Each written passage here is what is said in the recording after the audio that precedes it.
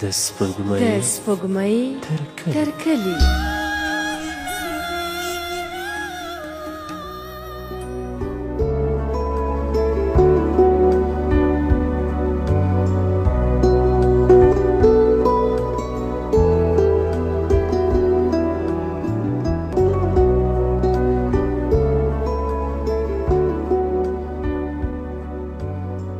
سپوږمۍ تر کلي خپرونې قدرمنو دوستانو سلامونه.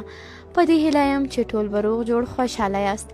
دوستانو بیا هم په دې خپرونه کې تاسو سره د مینې او جګړې ناول ديارلسمه برخه شریکوم. تر پای شیبو راسره اوسئ. ډاکټر یې اوس پنجرې ته ګوته ونیوله. ویې ویل د دغه حاجي صاحب ټوله دارایي ولاړه، زامونه یې څه چې لرل په ده پسې ولګولې. اوس پر دیوانه ترې 5 لکه غوښتي، خو د ده د زامنو پته ونه لګېده. د یې اوس د مړو د نڅا په لس کې نیولی دی. د مړي نڅا څه شته وایي؟ پخپله به یې ووینې، زه یې نسم بیانولی، وربسې خبر بسې. ډاکټر له ځایه راولاړ سو، د دریچو په لورې ولاړ. ملک ته یې مخ ور واړوه. راځه چې د دې دنیا یوه څڼه درته وښایم. دواړه د کوټو په سرونو په کړکیو کې ودرېدل. ډاکټر په خبرو راغی. دغه د حویلۍ په منځ کې د قیر په څېر سوځېدلې ربړونه وینې؟ دلته د موټرو د ټایرونو په منځ کې یو سړی ودراوه، اور یې ور واچاوه. ملک یوازې سر ښوراوه. هغه بوجۍ چې د هغې کوټې په لاره کې ولاړه ده د وجود له غړو ډکه ده.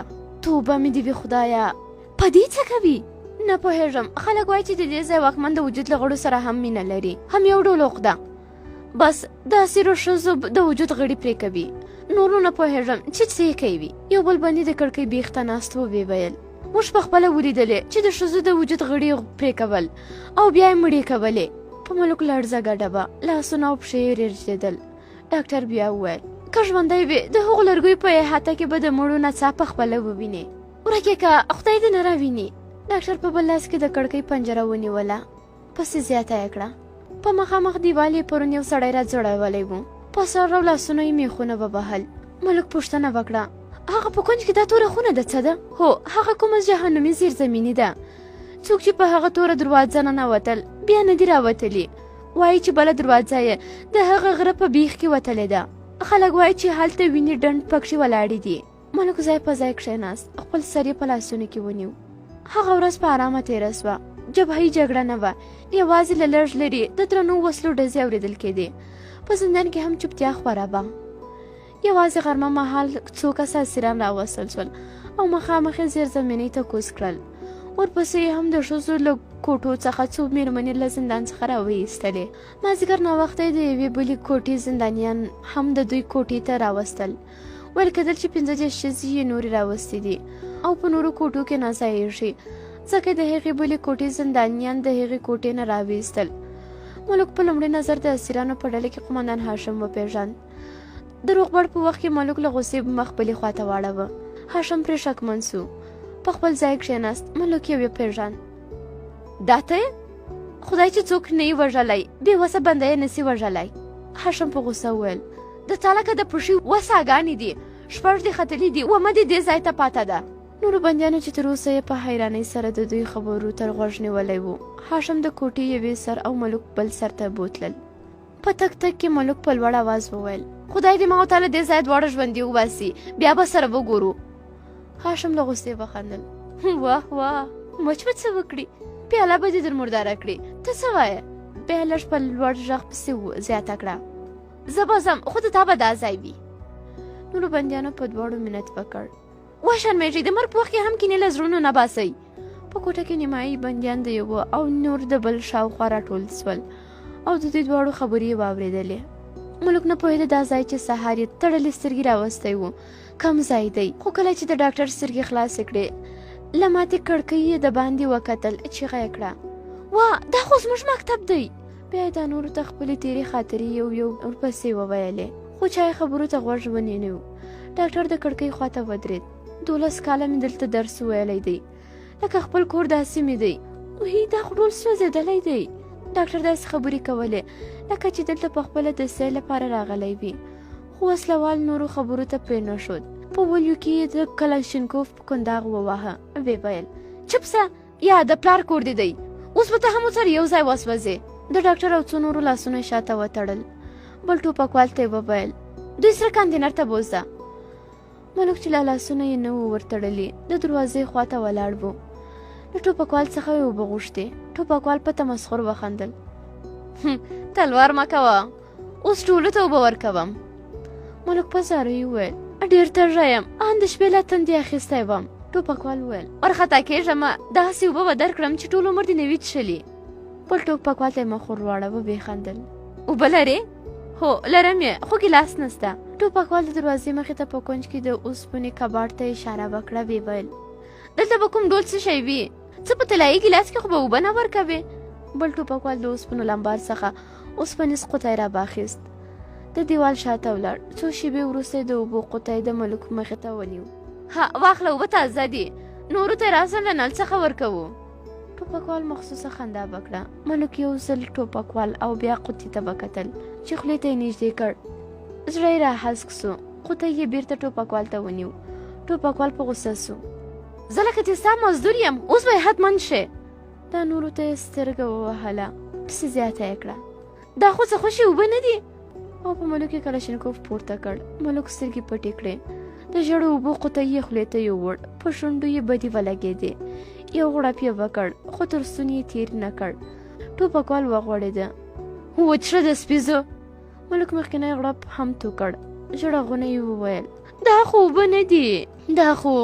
ټوپکوال د نورو خبرو مجال ورنه کړ. قوطی یې ترې واخیست، بل ته یې ورکړ. ملک یې په پوزه په سوک وواهه. له پوزې وینې داري وکړه.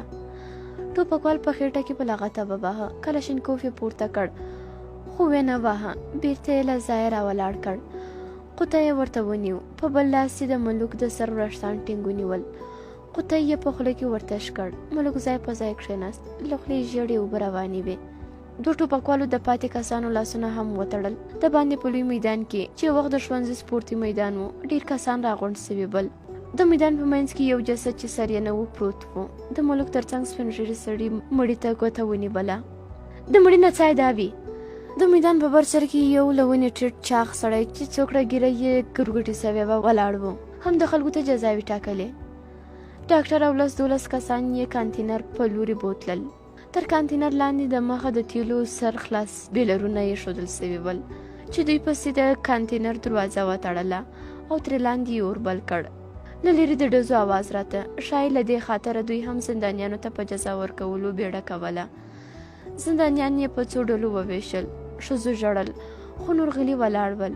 یوه ډله چې ټول یې په یوه پړي تړل سوي ول له ښوونځي د باندې بوتلل. د قومندان په اشاره په میدان کې د مړي تنه له هغه ځایه یوړل سوه. په ځای یې یو په عمر پوخ سړی چې ژیره یې نه وي رسېدلې وه او ټوپکوال په ملنډو ډګروال صاحباله او یوه ځوانه مېرمن راوستل سول. مخامخ یې 2 چاغ سړي چړې په لاس ولاړ ول. ملک حیران ولاړ و. اول کوم یې ورسوي.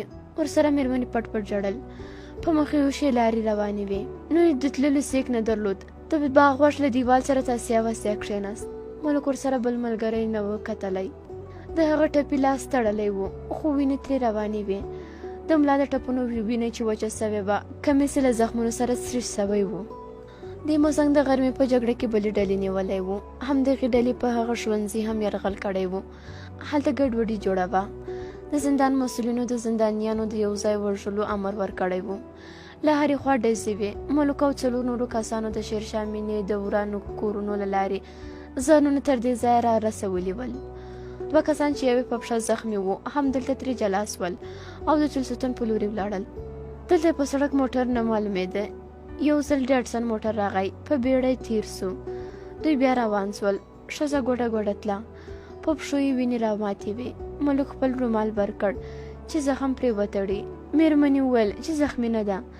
3 واړه په مټ کې یو د بل په مرسته تر پله ارتل ورسېدل. د سکوکو د مطبعې د دیوال ترڅنګ کښېناستل. دیوال په مرمۍ لګېدلی و. مېرمن په شنه رنگ لیکلی شعار په زحمت ولوسته. ای خواهر به تو از فاطمه این گونه خطاب است. اولین زینت زن حفظ الحجاب است. مېرمنې پوړنې په ځان سم کړ. د کمیس تیرې سوي برخه یې پټې کړې. پایڅې یې نورې هم کښته کش کړې، خو وینې یې پټې نه کړای سوې. اوس نو ملک هم نه سوی تللی. 5 شپې یې خوب نه و کړی.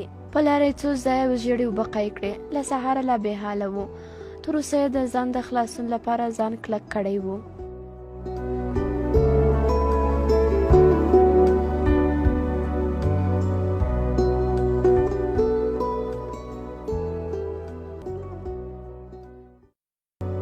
الوتکو د تلویزیون په غره بمونه واچول. ورسره په ښار کې له هرې خوا ډزې شروع سوې. دوی په یوه ړنګه کوټه ننوتل. ښه ځنډ له دیواله سره کښېناستل. د الوتکو غرهارو او د توپونو ډزونو غوږونه کڼول. میرمنې ژړل او په زګیروي کې یې خپله لور چې په زړو میکرویانو کې په کور کې ترې پاته به یادوله. ملک زلمی وپوښت. د هغه له خبرو پوه سو چې د ده پوهنځي محصل و. کور یې په خواجه بغرا کې و او د پوهنځي له درسه وروسته په سره مینه کې یو درملتون کې کار کاوه. ځوان دا هم ویل چې پلار یې په جنګ کې ورک سوی و او د کور مشري ده ته ورلغاړې ده. ملک پرله پسې پوښتنې کولې. پلار دې په کوم جنګ کې ورک سو؟ نه پوهېږم. د پکتیا خواته څوک وایي کټواز، څوک وایي زرمت، که څه نوم لري. چې ولاړ بیا یې مړی ژوندی موږ ونه لید. ملک په خواشینۍ وویل اوف، څه کار یې کوه؟ څه نومېده؟ پلار مې سیمنصب و، بریالی نومېده. بریالی؟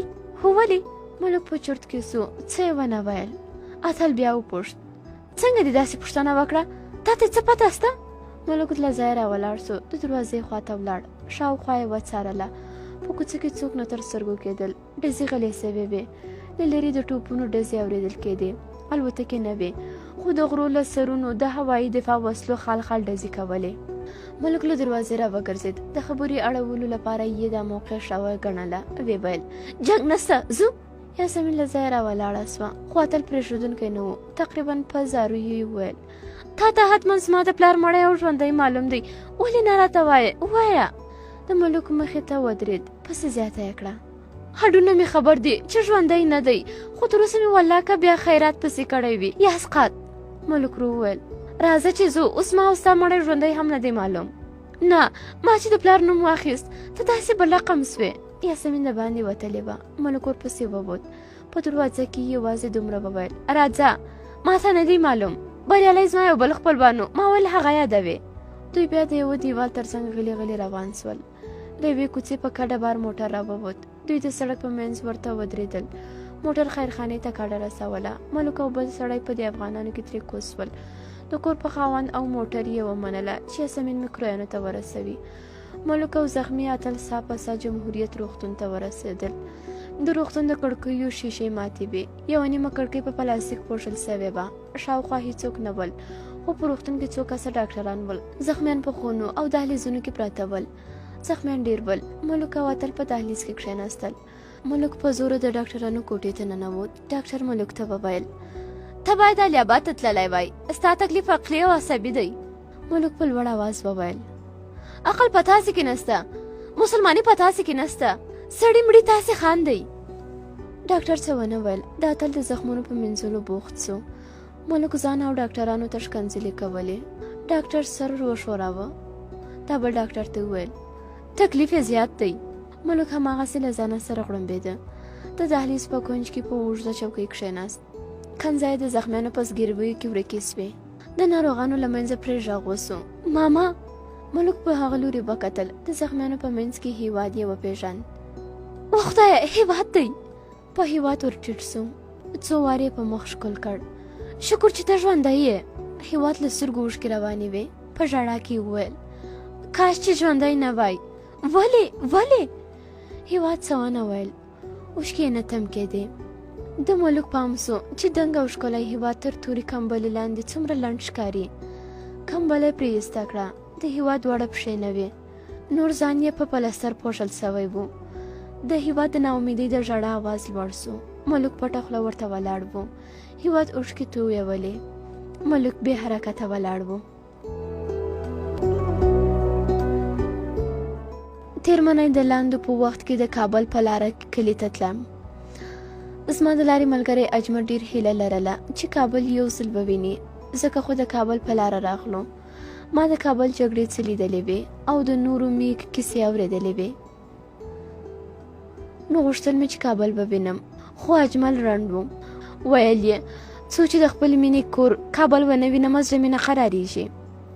د په کابل کې ژوند کړی و، هلته یې زده کړې کړې وې او په کابل کې یې مینه کړې وه. کله یې له کابله زړه صبرېده، بس زه یې هم ورسره را روان کړم. په ټوله لارې د کابل خوږې او تریخې کیسې نه تمامېدې. په کابل کې پخوانیو انډیوالانو او خپلوانو څخه څوک نه و پاته، که پاته بل موږ ته یې پتې نه وې معلومې.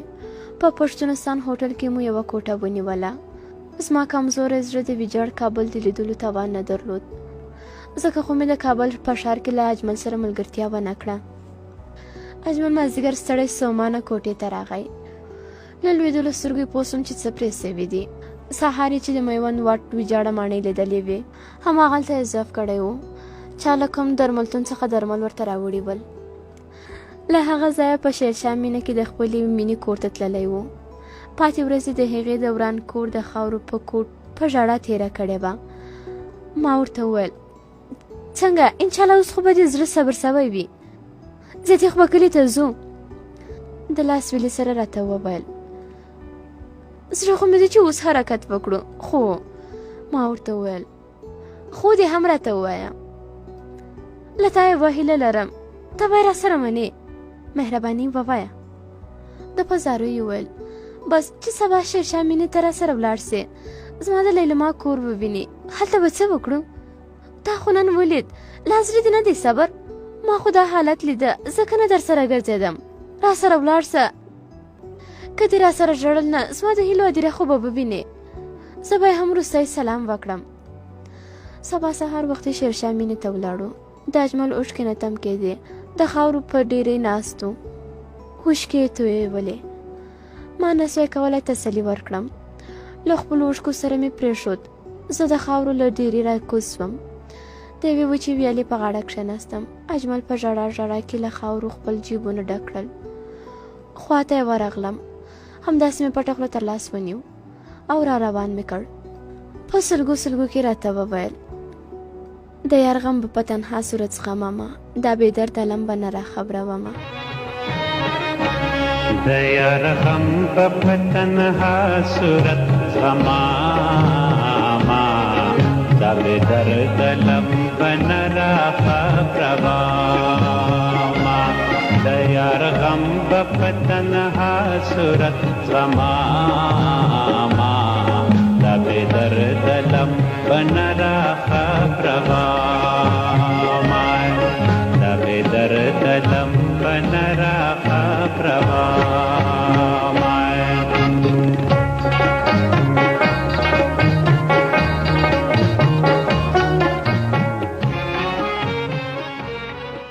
په غوسې سره پسې زیاته کړه ته ملامت نه یې، تا مینه نه ده کړې. د ده اواز پسې لوړېده. ښه و چې هلته څوک نه و، که نه حتمن به یې فکر کړی و چې زموږ دواړو جنګ دی. ما څه نه ویل. پام مې سو چې له پوزې وینې را روانې دي. خپل دستمال مې ورکړ چې پوزې ته یې ونیسي، چې وینه یې بنده سي. خو د بیرته دستمال راکړ. پرېږده چې وینې ولاړې سي. زما ټینګار د ده انکار. نه یې غوښتل چې له پوزې څخه را روانې وینې ودرېږي. په جدیت یې راته وویل کوشش مه کوه چې وینې مې ودرېږي، دا هغه وینې دي چې ماته مې خپله مینه او زما بې وفایي را یادوي. همدغو وینو ماته د مینې لاره راښودلې وه. تر لاس یې ونیولم، د خاورې د ډېرې تر څنګ یې کښېنولم. په ټیټ اواز یې وویل په هغه ورځ مې هم همداسې یو له یوه پوزې نه وینې دارې کړې. په هغه ورځ کوڅه کې زما د خور کور و. هلته ورتلم. دلته چې راورسېدم له پوزې مې وینې جاري سوې. ښایي دا ځای به و چې زه او ته ناست یو. دلته یوه د اوبو بمبه وه. راغله په بمبه مې مخ ومینځه، خو وینې د اوس په څېر نه درېدې. اجمل پرله پسې خبرې کولې. دا کور نه و، یوه ښکلې ماڼۍ وه، په ونو کې پټه وه. دلته شاوخوا په ګلونو پوښل سوې وه. دا بمبه د همدې ګلونو او اوبو لپاره ایښې وه. په هغه ورځ مې ګلان په خپلو وینو اوبه کړل. ښه ځنډ د بمبې له څنګ کښېناستم. همدلته مې لیلما هم ولیدله. له وینو سره مې زړه هم دلته پرېښود. زه د خور کور ته ولاړم، خو زړه مې راسره نه و. له هغې ورځې زموږ د مینې خوږې شېبې پیل سوې. دستمال مې ورکړ چې پوزې ته یې ونیسي. دا اصل یې ومنله. زما سترګو ته ځیر سو. تا مینه کړې؟ لیونیه، انسان بې مینې ژوند کولی سي؟ هو، ما داسې انسانان ډېر لیدلي. د خاورو ډیرې ته یې ګوته ونیوله. دا یوه نمونه ده. نه پوهېږم که انسان ورته ووایم ګناهګار به سم، خو همداسې زما او ستا په څېر بني ادمان وو. زما خوږ کابل او زما مینه یې داسې په وینو او خاورو ولړله. په سترګو کې یې اوښکې ډنډې سوې. ژر ژر یې پاکې کړې، پسې زیاته کړه. په دې کوڅه کې مې پوسته جوړه کړې وه. زه راغلم، لیلما مې ولیده چې راووتم. 2 کسه وسلوال مې مخې ته شنه سول. راته ویې ویل که بیا مو دلته ولیدې خون به دې په خپله غاړه وي. زه تش لاس وم. دوی دواړو ټوپک درلود. د هغو زخمونو نښې مې لا تر اوسه په وجود کې پاته دي. شفاخانې خو نه وې چې پکښې بستر سوی وای. په کابل کې اور بل کړی و، لکه څه چې اور په زړه کوي. خپله ټنډه یې په ګوتو ټینګه ونیوله. نورې خبرې په ډک ستوني وکړې. زه بې خدای په اماني لاړم. هغه مې ونه لیده. زه ګناهګار یم. بې خدای په اماني لاړم. بې خدای په اماني. له لړزېدلو لاسونو یې له جیبه بټوه راویستله. په بټوه کې عکس یې زما مخې ته ونیو. له دغې پرښتې بې خدای په امانۍ تللی یم. د ده لپاره چې رانه خفه نه سي عکس مې ترې واخیست. د ده تر څنګ له ونې لوړه جنۍ چې په تورو غټو سترګو یو تور پیکی پروت و ولاړه وه، لکه چې پرې ویرېږي. ژر یې زما له لاسه واخیست. داسې ورته ځیر سو لکه چې لومړی ځل یې وویني. بیا یې په لړزېدلي اواز وویل له هغې ورځې راهیسې همدا عکس دی چې د زړه په سر مې ساتلی دی. یوه شیبه مې له زړه نه دی لرې کړی. لکه څه چې په یاد سوي وي. عکس بیا زما مخې ته ونیو. ویې ویل یو ور خو نږدې و چې په دې عکس کې وژلی وم. ما د پوښتنې په علامه ورته وکتل. ده وویل په هغه ورځ هم په لاره سخته تلاشي وه. زما له جیبه نه یې د عکس راوکیښ. ورته یې وکتل. په غوسه یې پوښتنه وکړه دا عکس د چا دی؟ نږدې مې ورته ویل چې دا زما د مینې. نه پوهېږم ولې مې تر خولې ورته راووتل. دا مې خور ده. د ټوپکوال سترګې رډې رډې راوختلې. ویې ویل د سړي خور داسې وي؟ لیلو ما ته د خور په ویلو مې د ګناه احساس ونه کړ. هغه زما مینه وه، زما معشوقه بلل کېده. اوس مې د ټوپکوال له ډاره خور نه وه ورته ویلې. بس همداسې مې په خوله راغلل. ما له هغې سره داسې مینه لرله چې تر اوسه مې نه ورته معشوقه ویلې وه او نه هم خور. بس تر دې نومونو یوه لوړه مینه، یوه پاکه او مقدسه مینه چې نوم اوس هم نه ورته لرم. خپله پخوانۍ خبره بیا تکرار کړه. تا مینه کړې ده؟ هو، زما په زړه کې هم د مینې تندر لوېدلی دی. ښکلا زما زړه هم لړزولی دی. ما هم دلته مینه کړې ده، خو ستا په څېر یې د کور په خاورو اوښکې نه تویوم. ما هم دلته مینه کړې ده، خو په هغه خوا هم ورتاو نه سوم. عجیبه ده، دا نو بیا مینه نه ده. که یې ته مینه بولې که نه، خو ما هم له یو چا سره مینه لرله. زما مینه هم د جګړو بلا وخوړله. اوس مې پښې دا توان نه لري چې د هغې کوڅې ته ورسم. نه پوهېږم، د هر چا احساس بیل وي. زه له همدې امله نه غواړم هغه وخت، هغه جګړې او هغه ترخې شېبې را یادې کړم. ځکه خو مې ته وینې چې د کابل په ورانیو پټې سترګې تېرېږم. ورته مې وخندل، تر لاس مې ونیو.